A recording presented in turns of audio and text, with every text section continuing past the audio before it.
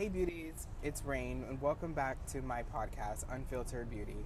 Today on my episode, I do have an amazing guest. Her name is Dr. Rachel Pearson.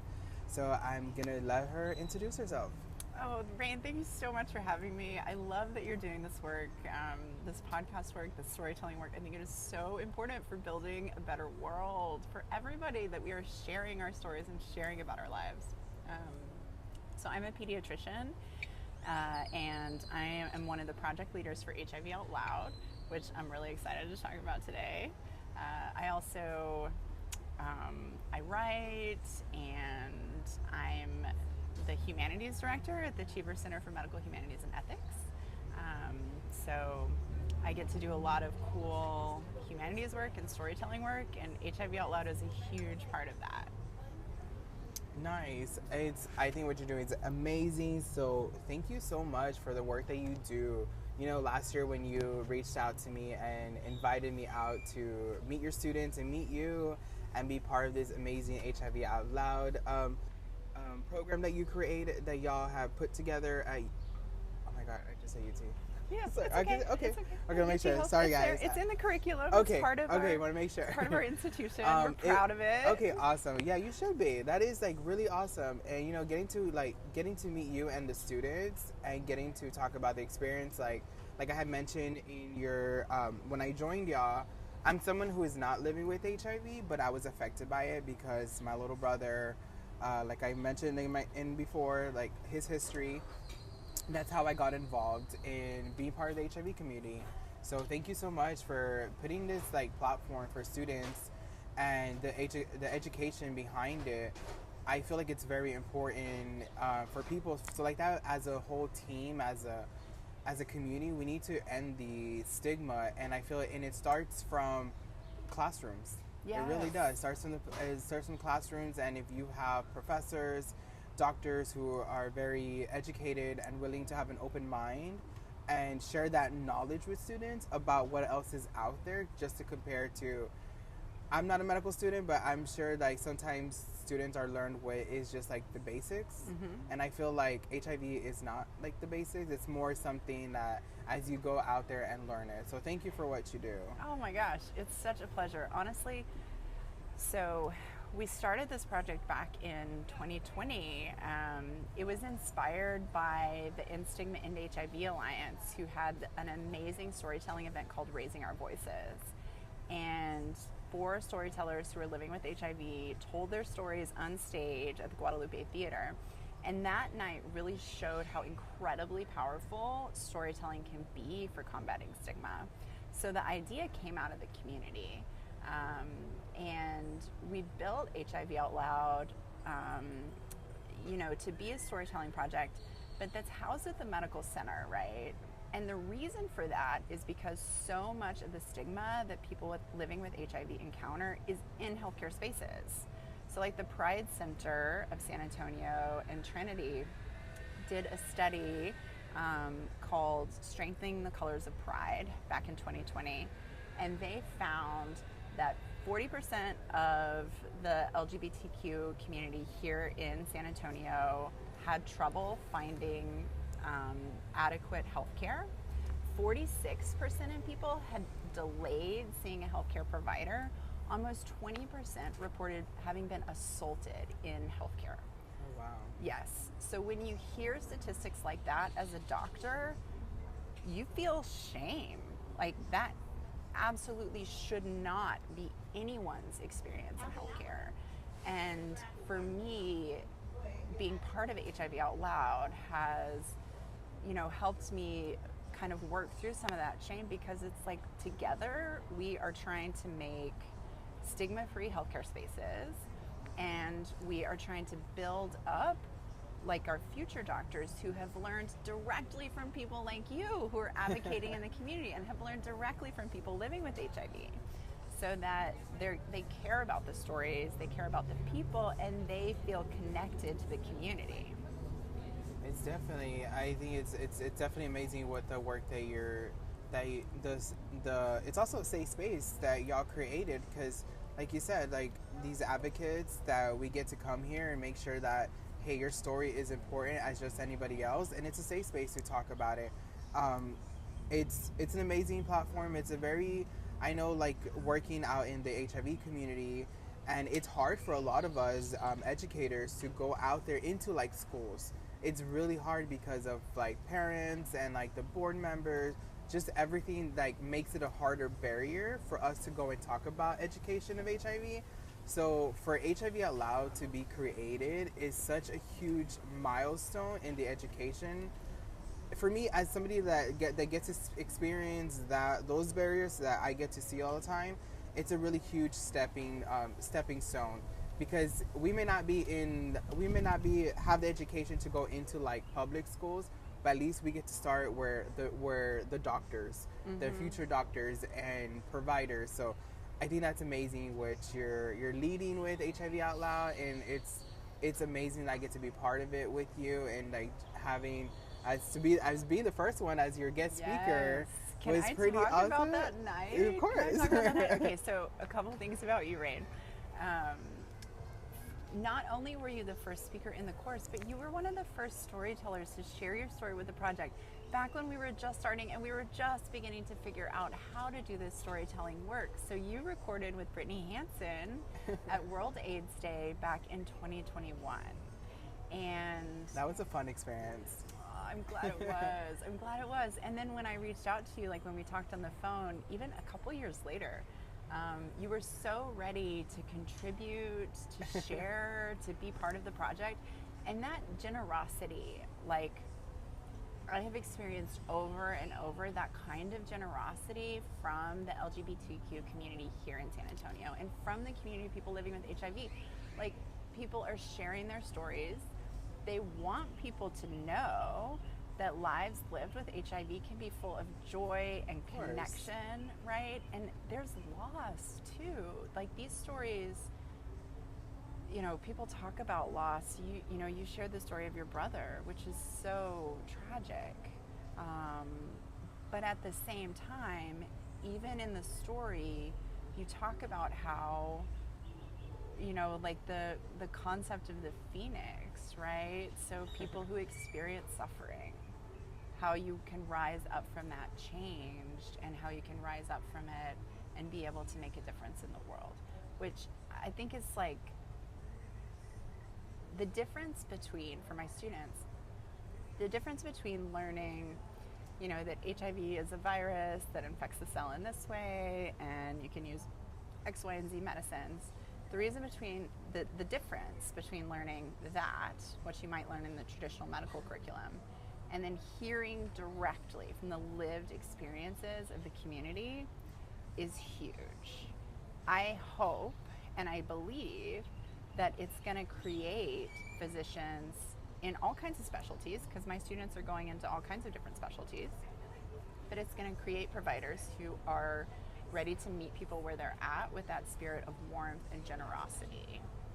Yes, it is like when being part of this and being to advocate for everybody, not just the HIV community.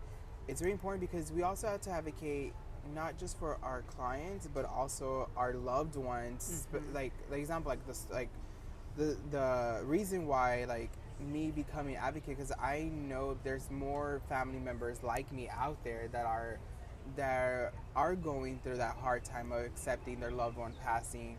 And like I said, I'm not living with HIV, but I was affected by HIV because it cost me losing my brother.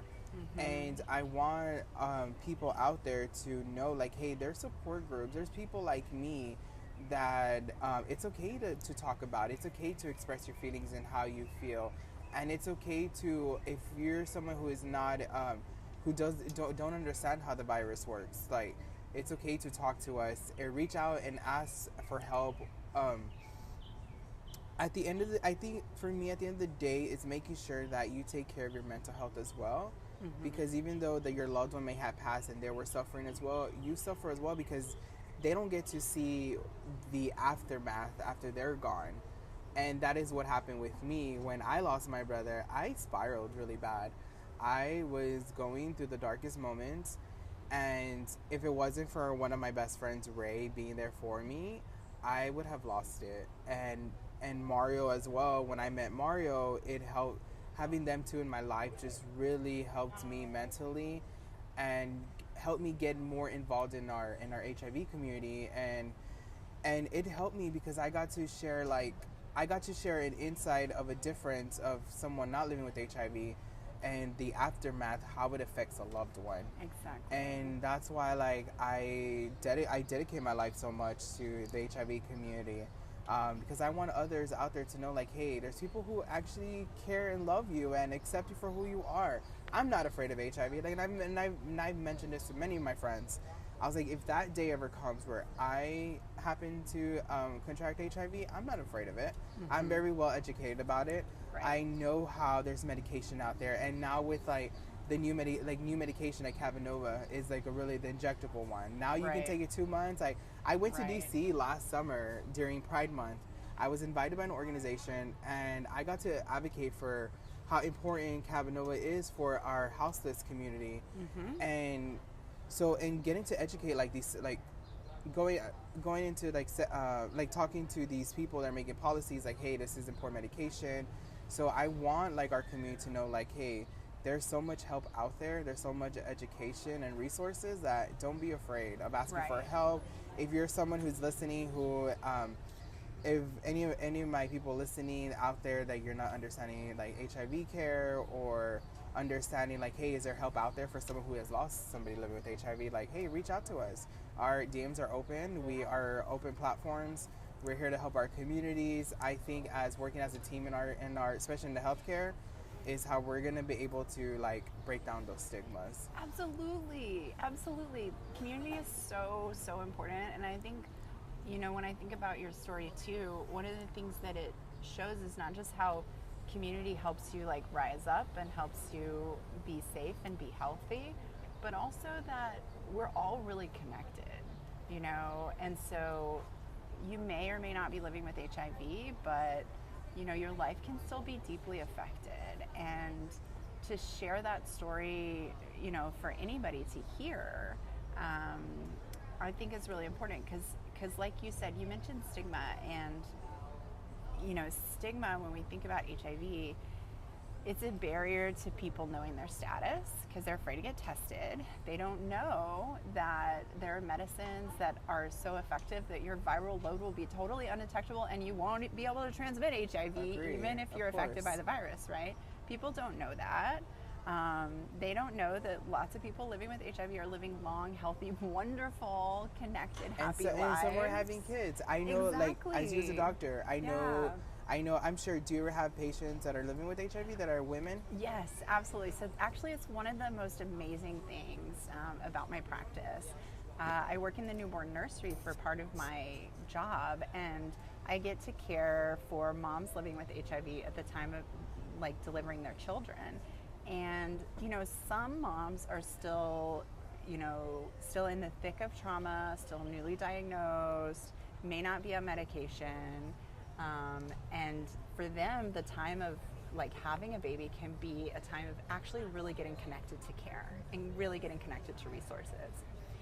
But another part of that story is, in 2025, getting to be there for moms who have been, had their HIV has been well controlled throughout the pregnancy, their viral loads have been undetectable, and the risk of their infant being affected is vanishingly low.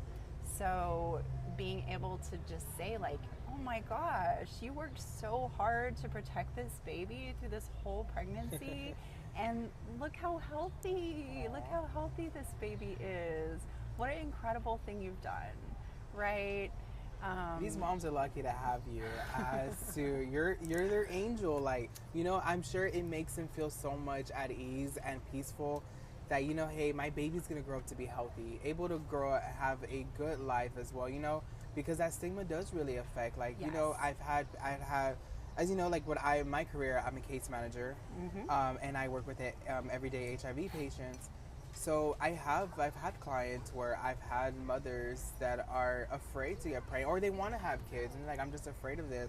So I educate them and tell them like, hey, you can still have a baby. Absolutely. Like, and so then when I tell them like, okay, let's do these care plans, and like let's do this, let's get yourself let's get your viral load undetectable. Let's get that. Let's stay on a healthy. Like, try to take your medications. Like, if you're wanting to go have kids, like, hey, you have the same opportunity as anybody who is not living with HIV to have a family. Absolutely, absolutely. I love that you're sharing that message, because the idea that stigma could prevent someone from having a family, right? Because maybe they're worried about transmitting the virus to the baby, right? So maybe they're worried about transmission, which we can control. But sometimes it's deeper than that, right? People get the message that my body's not safe, my body's not, quote, clean, right? Yeah. People feel that they don't have what it takes to be a great parent.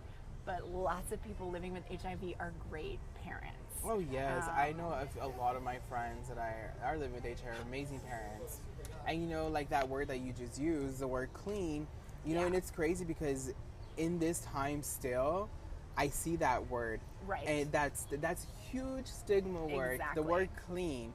And it's very offensive because it's something that was created by beginning of this epidemic. Mm-hmm. And when I hear other people use that word, I hear them use the word, are you clean? And or they tell somebody, or if I've heard some say, oh, that person's not clean.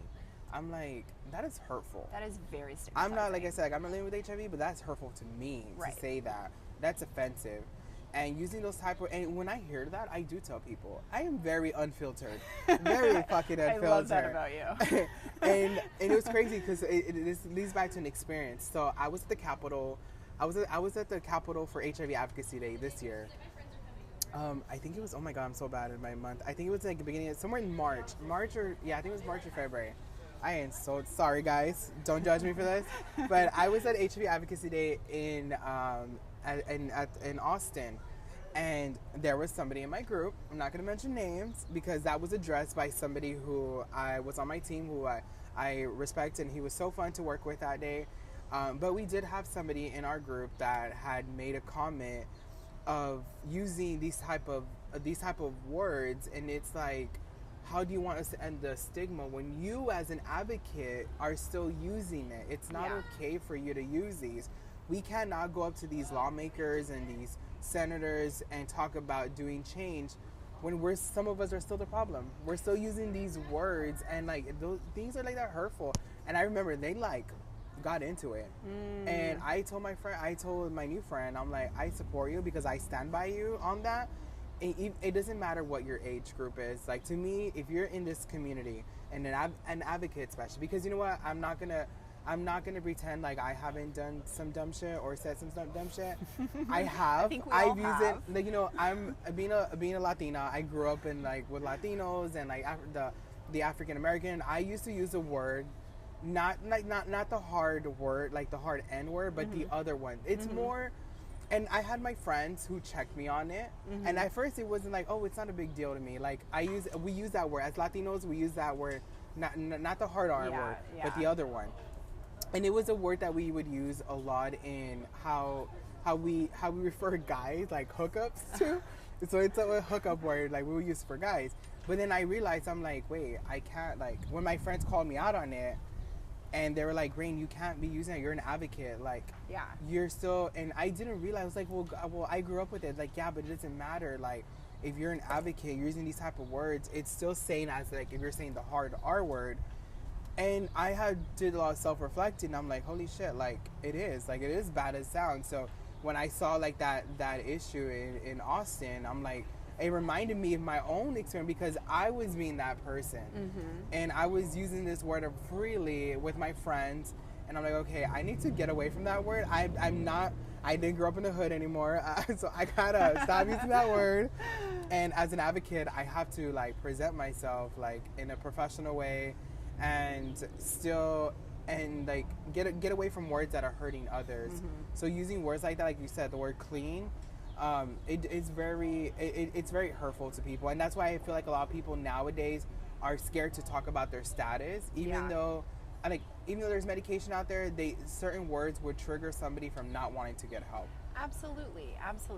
You know, and I think of like hearing what you're saying, I think of a couple things. And the first thing is the way in healthcare spaces we often intentionally or unintentionally perpetuate that stigma.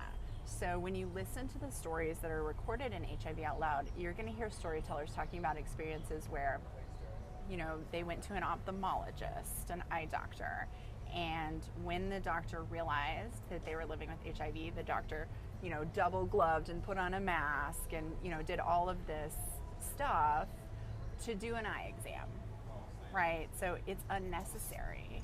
And the patient, like the person who's sitting there, knows that that means the doctor thinks that they are not safe, that the doctor thinks that the doctor is at risk from caring for this patient.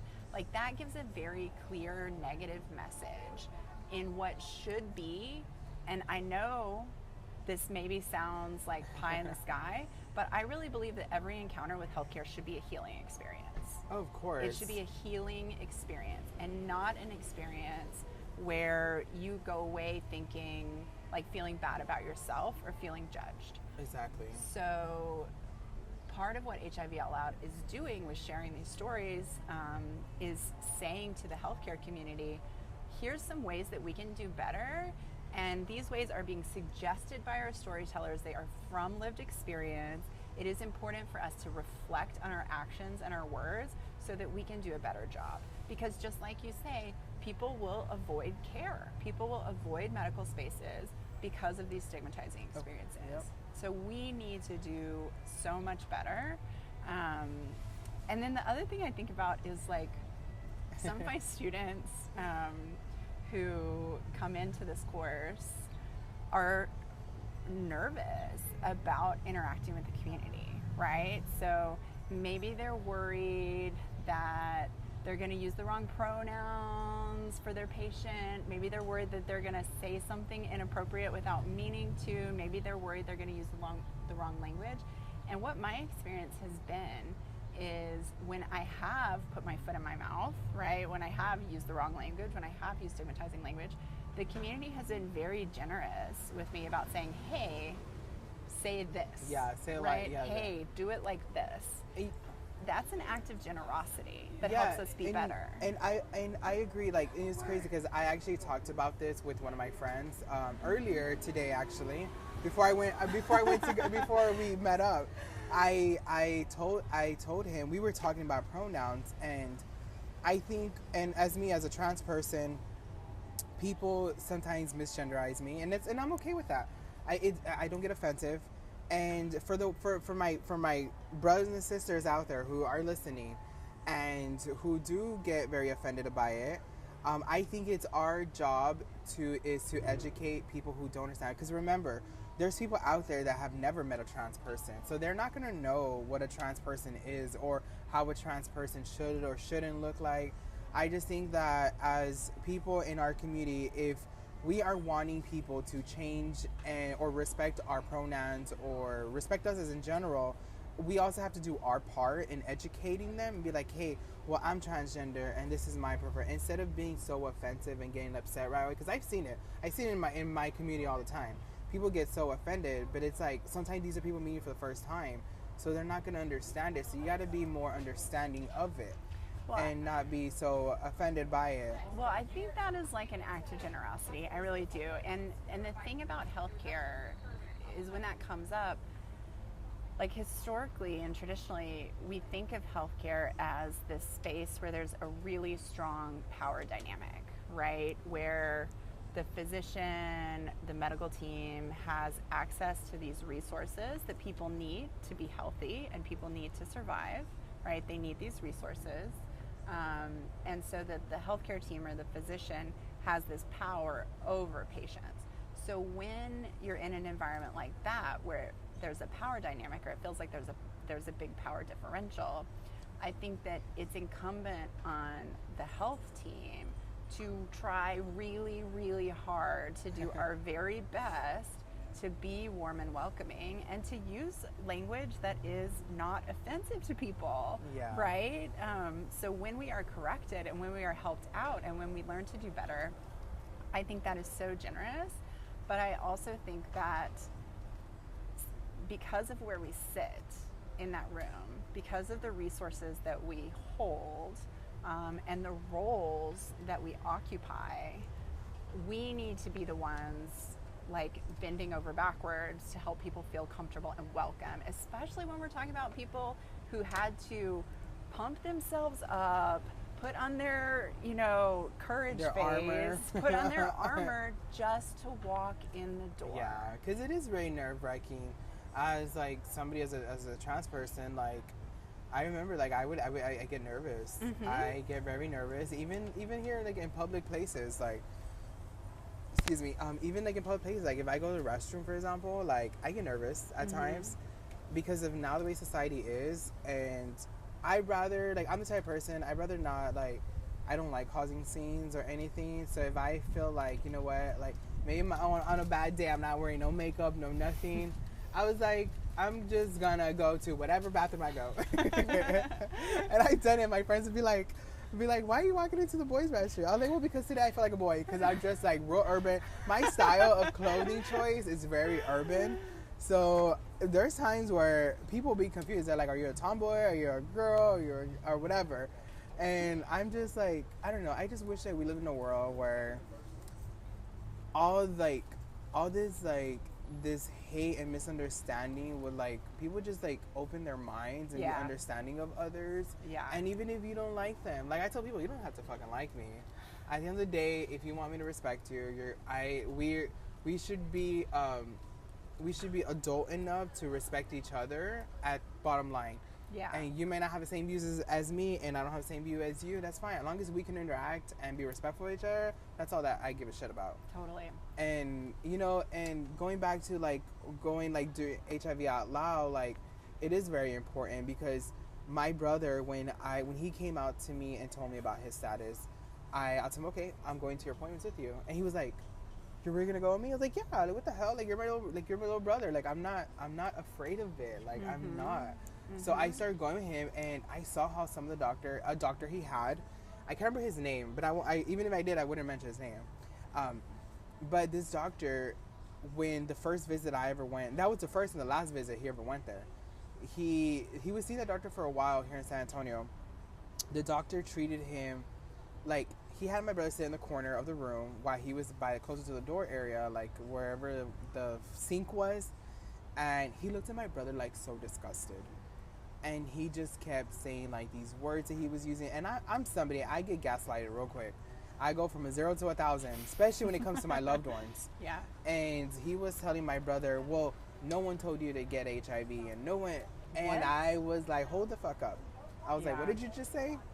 That's totally and I was like, you know what? I was like, my brother does not need this shit. Yeah. I was like, I'm so glad, JP, you told me to come with you, because now that I see you're getting treated, this is how you're getting treated. And from that day, I told my little brother, we're gonna find you an organization, and I'm gonna get you the right help. There has to be organizations in San Antonio that are dedicated to the HIV community, and that is exactly what I did. I found an organization, and that's how I started to get involved. I even asked, I remember asking the supervisor there, who ended up now being one of my best friends. I asked him, like, hey, are you hiring? And I told him why my little brother was getting all his intake done, and he was getting tested by one of their linkage specialists. I was telling my now best friend JoJo, I was like, hey, I was like JP, this is the experience he's having with his doctor, and I was like, now that I know his status, I want to be more involved in his life. I want to make sure that my brother doesn't get the care that he wants. That he needs. I'm like, do you have any openings? And he's like, well, we do have an opening for a tester. And that's how I got my foot in the door into the HIV community. I became a tester. Awesome. But then it just like so, because unfortunately, like 3 months after that, my brother unalived himself, and it was really hard. But I made a commitment to him, and I made a promise that I would make sure that I could help as many people in our community get the care they need and not feel like another JP. Exactly. Because the doctors that day was very like just it was so disappointing to see that, and Yeah. I'm like, no. So one of the things that I hear from storytellers that I think is really important is that, first of all, exactly like you're saying, there are spaces where you can get care that's respectful. Like, you can get care where you are recognized as a human, you get the medicines that are going to help you live your best flourishing life, and you can be yourself, right? There are those safe spaces in medicine. One of the things that storytellers remind me about is that people living with HIV don't just need their primary internal medicine doctor, but they may need an ophthalmologist, they may need a urologist, they may need other kinds of different doctors across medical specialties. And often it's when people go for that specialist care that they run into somebody who is just not as educated and not as well equipped to care for people living with HIV. So with HIV Out Loud, it's open to all the medical students, and my students go into OB-GYN, they go into family medicine, they go into internal medicine, you know, some of them are surgeons and specialists and or pediatricians, and I love that because yes, we need those internal medicine doctors who are the primary care providers for people living with HIV to be their best selves, but we also need every single medical space that somebody might access to be safe, warm, appropriate, and healing. Yeah, and I feel not just with HIV, I feel that any medical space should be a safe space, no matter from like who you are, what color you are, where you're from, or what kind of viruses or chronic illness that you're dealing with. It should be a space that, because y'all, like, the doctors are the professionals here. We don't know of so many things, like, and we're coming to y'all because this is who we like. This is the advice that we need from professionals, and for us, and I feel this is why a lot of people fall out of care. When you go into, like, my brother is a perfect example. When I saw how he got treated, it's like he didn't want the care no more. Right. And with his other medical chronic, because my brother was diabetic as well. He had also another, I can't remember the name of it, but it had to do with his stomach, and he had with like intensive. He has like so many. It was called something with the gastric. I can't remember it, but he had other complications. So with that, having to deal with that health issue, and then HIV, and he fell out of care. He stopped. He gave up, and it turned into AIDS, and he didn't care. So that's why with HIV Out Loud, like, I believe so much in it, and I will stand 100% behind it, because what you're doing is amazing. You're opening a space to all different students of medical field, because like you said, they're going to different spots, and we need that same type of treatment all across the board. Absolutely. You know, and I love you saying that about that it's for everybody, right? Because, you know, as a woman, I've walked into healthcare spaces feeling afraid, right? Feeling like I'm going to be judged. I think that also like HIV Out Loud, we're starting to do some storytelling work with women who had opioid use disorder, other people who were pregnant who had opioid use disorder during pregnancy. And so that's another group of people who really need amazing medical care, but who go in feeling shame, and that shame gets so much worse if they encounter stigma in a healthcare space. So it's like the hope is that, you know, we train our students to serve as listeners. So it's medical students who are recording the stories, and that means that they have to sit down from 45 minutes to 3 hours, however long the storyteller wants, and really listen carefully and thoughtfully to another human being. So it's a kind of listening that is radically different from most of the listening that they've been trained to do in medical school, where they're listening to get the right diagnosis. They're listening to extract certain kinds of information.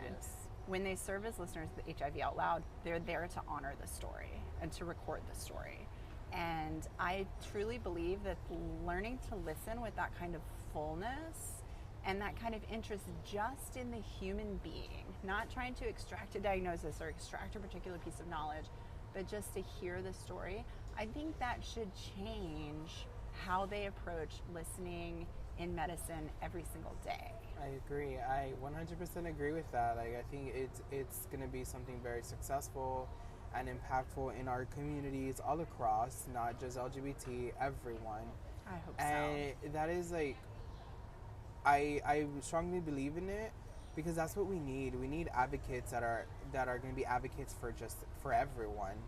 And that's why when I created Unfiltered Wings, I had told Mario, like, I'm dedicated to HIV and transgender community, but I'm also an advocate for all communities, not just one. Like, I want to represent everybody and be an advocate for it because it is important. There's so many things that are out there that people are dealing with, and having safe spaces and having these advocates that are not afraid to speak up. Like, I'm not afraid to speak up. I am very open about it, and it's important. And like I said, HIV Out Loud is something, I think it's amazing, and I can't wait where it goes, like, in a few years from now. But like, it's going to be amazing because then we're going to have so many more storytellers. And I feel like this is a way, it's also a healing. Like I said, like creating my podcast is a way for me to heal, to deal with my tragic losses that have happened in the past 5 years. So I know storytelling, because I remember when Brittany sat with me, I had a relief of all that I was bottled up, all the emotions that I was going through from my brother's loss. And I believe I cried on that interview. I really opened my heart, and I hope that and you know what? And for a moment, I had forgot about that interview. Until I was like, the interview, and I was like, oh my God, Brittany! Did, I was like, oh my God, I remember I did that one, and I'm glad, like, it helped others understand and see an insight of what my life is and how, like, dealing with somebody who that I lost due to HIV, and I'm hoping, like, this platform and this and HIV Out Loud really helps, because those students can then pass that knowledge to other people they're going to work with, who might be somebody who has very close-minded and has a certain set view of how they treat certain people. And I think this is going to make them amazing doctors and providers and every part of the medical field. And I think it's going to take time, to take a lot of work. Totally. But I know eventually we may not be here by the time we see that, but I hope one day that we get that the world has changed to a more positive and a more loving, because you know what, in this world, everyone deserves a chance at love. Absolutely. It really does. That's why I feel like I have such a huge heart, and I love being around people who are positive and that make a huge difference. All the people that I surround myself with are positive changers. They're advocates in different parts of the community, not just in HIV. I have some that are advocates for the houseless community, for our human rights, from just every part of the spectrum. And it's important. And I got to experience that personally when you came and spoke with the class, because what you did is you really transformed the classroom space into a space that was welcoming for everybody. You shared about your story, and you shared about what you're hoping for the healthcare system to be like, but you also went around and you asked every single person in the room to share about who they were and why they were there. And what that did was it built community right there in the room. And it was so beautiful and so powerful.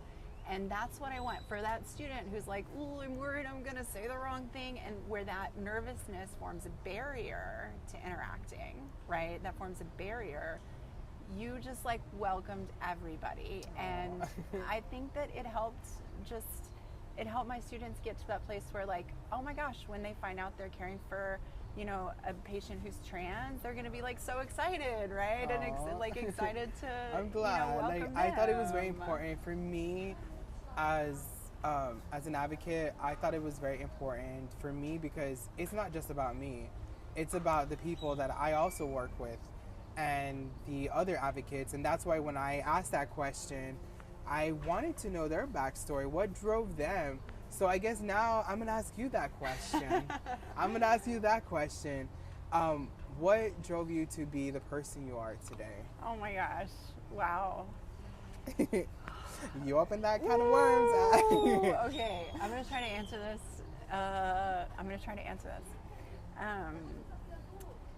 So I come from a family where storytelling is just part of our culture. It's powerful. Like when we get together, we just sit around and tell stories and try to make each other laugh. And it's like a core part of who I am. So coming into healthcare, when I started as a med student, I was in Galveston, and I was shocked at how poor people from working class families, were so often denied like the basic things that they needed to be healthy. Access to medical care, safe housing, right? Safe neighborhoods, good education, healthy food. It was just like, it was shocking to me because like the people who went to the free clinic in Galveston, they were just like my family, you know? They were just like people I would know and would hang out with and loved. And then seeing that they were left to suffer from treatable diseases, that they were denied access to medical care, it really shook me. I knew that that was true in my head, like I knew it was true, but actually engaging so deeply in their stories really sort of lit a fire under me. And that was when I started using storytelling as a tool for advocacy in medicine. I started writing about what my patients were experiencing, like with their permission and their collaboration. And that's when I really recognized, okay, if I, Rachel, am gonna do everything I can possibly do to make a better world, storytelling has to be part of it. It's powerful, really powerful. Yeah. I learned that throughout the years that storytelling is powerful. It's knowledge too. And it really connects you with those individuals that are battling with different things. Yeah. And that's why, like, I love this. Like, that's why when I first met you, it was like amazing. I was so excited. I told my whole team, I'm like, we're going. Yes, I'm like, you brought your whole team. It was awesome. I told my team, we're going. Like, I believe in, because this is where it starts. And so thank you for what you do. Like, I think it's amazing, and to know that is what like drew you to be where you at now. Like, you get to help thousands of people in our community. San Antonio is lucky to have an amazing doctor and a professor here. You're so sweet. Like, Houston, you lost somebody good. But it's okay, we gained her over here. But I think it's amazing. Like, that's awesome. I'm glad. And you know, you have such a big heart. Like, when my parents passed away, you were there. Like, it was amazing. Like, you know, I appreciate that. Like, it's hard when you get to meet really genuine good people.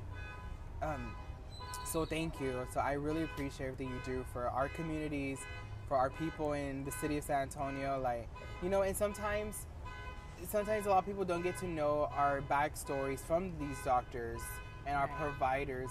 So that's why, like, I was excited to have you on my podcast today. I was like, I want her Unfiltered Beauty today.